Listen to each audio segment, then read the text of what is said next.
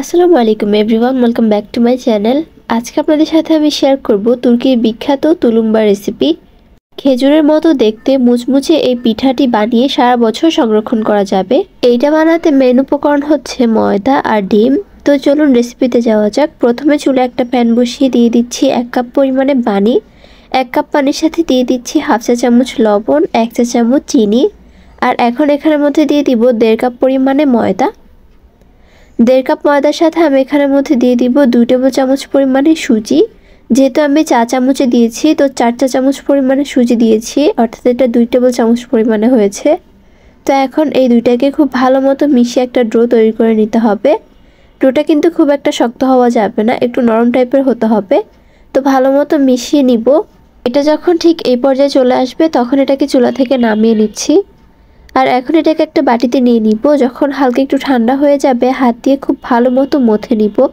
এটাকে কিন্তু একদম ভালো মতো মথে একদম সফট করে ফেলতে হবে।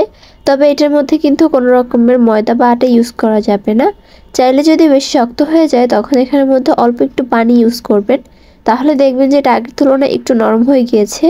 আর এখন এখানের মধ্যে প্রথমে আমি দিয়ে দিচ্ছি একটা ডিম।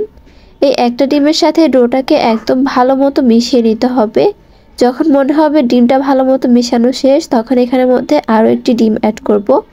এখানের মধ্যে আমি 2টা ডিম অ্যাড করছি। এই মাপের থেকে যদি অর্ধেকটা বানাতে যান তাহলে কিন্তু একটা ডিম ইউজ করবেন, আর যদি এইটার ডবল বানাতে চান তাহলে 4টা ডিম ইউজ করবেন। তো এখন এইটার সাথেও খুব ভালো মতো ডিমটাকে মিশিয়ে নিব। একদম ভালো মতো মিশিয়ে নিতে হবে যাতে একটু ক্রিমি হয়, আর এটা দিয়ে কিন্তু ডিজাইন করাটা ইজি হয়। তো এটাকে একপাশে রেখে আমি চুলায় একটা প্যান বসিয়ে দিয়ে দিচ্ছি 1 কাপ পরিমাণে চিনি। 1 কাপ চিনির সাথে আমি দিয়ে দিব 1 কাপ পরিমাণে পানি। এই শিরাটা কিন্তু খুব একটা পাতলা হবে না, এই শিরাটা একটু ঘনই হবে। তো এখন চুলায় দিয়ে চিনিটাকে ভালো মতো গলিয়ে নিতে হবে। একবার ফুটতে শুরু করলে চুলাটাকে অফ করে দিব। তো আমি এটাকে চুলাটা অফ করে দিয়েছি, আর দেখতেই পাচ্ছেন এটার ঘনত্বটা ঠিক কীরকম হবে, খুব একটা ঘন নয় কিন্তু।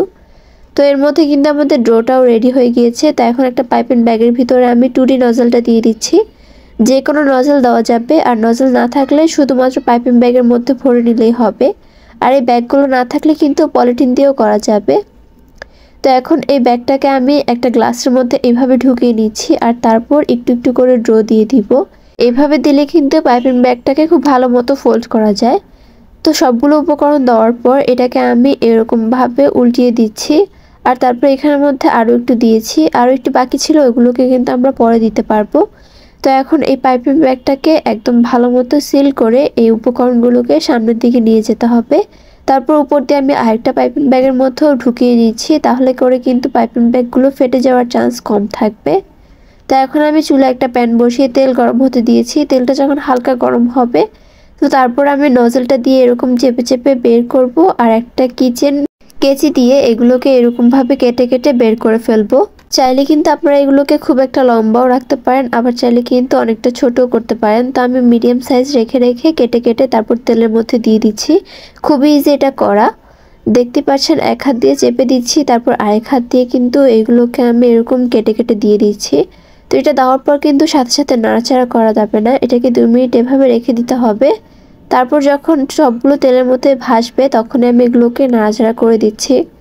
এগুলোকে কিন্তু গোল্ডেন ব্রাউন করে ভাজলে খুব সুন্দর ক্রিস্পি হয় এগুলো, আর এগুলো কিন্তু ক্রিস্পি হলেই খেতে খুব বেশি ভালো লাগবে।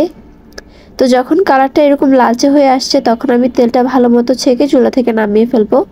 তো তারপর পিঠা বা ডেজার্ট যেটাই বলেন ওইটাকে আমি শিরার মধ্যে দিয়ে দিচ্ছি। এটা কিন্তু খুবই মুচমুচে হয়েছে, আওয়াজটা শুনলেই বুঝতে পারবেন।